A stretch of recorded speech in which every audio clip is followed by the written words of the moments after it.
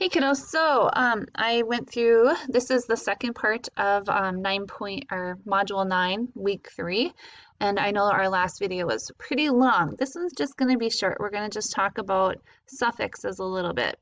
And remember, suffixes come at the end of words and prefixes come at the beginning of words. And I know we've went through this every week, all year long, so this is not new for you. Okay, kiddos? Alrighty, so here we go. Suffixes, the suffix "n" and the suffix "ic". A suffix is a word part added to the base of added to the end of a base word that changes the meaning of the word. The suffix "ic" or "ic" means of or relating to. The suffix "n" means to give or have the characteristics. The suffix "ic" changes the base word to an adjective, and the suffix en changes the base word to a verb. So remember that, kiddos. The suffix "ic" or "ic" changes your base word to an adjective after it's added, and the suffix en or n changes your base word to a verb after it has been added. So here are some examples. The base word rhythm, which means a regular meter or beat, which you would hear in music. If you add the suffix "ic" to it or "ic", the new word is rhythmic, and the new meaning would be relating to rhythm. So that changed it to an adjective, right? Strength is our next base word, which means power.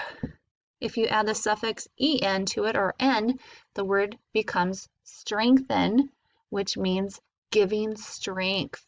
So that became a verb. Okay, kiddos? When I told you this was going to be a short one, I wasn't kidding. So that's pretty much all I have left on this one lesson to go through with you. We do have, we might go through the last part of a couple things on our next video, but right now I think this is a good stopping place. I don't want to throw too much at you in one week, so I'm pretty happy with what we covered for the week for our 9.3, and the most important thing for me right now is that you're reading. Okay, kiddos?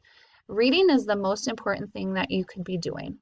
Even if we're not doing all the extra things that we do in class, for you to be practicing how to pick apart what we're reading, how to decide what genre it is, and all those different things. Yes, those are all very important, and it's important because it helps you become a better reader, helps you become a better writer. But the most important thing that you can do right now is to read.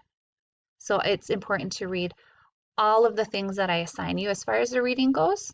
And it's important to read other stories. If you need more books or more things to read, you all have access to Epic. There's a ton of work, things that you can read on there. I can also assign you more things through our HMH site so that you can just read some of those too, that aren't even related to the stories that we're going through. Or you can read some of the extra stories in our HMH book that we might not get a chance to get to this year.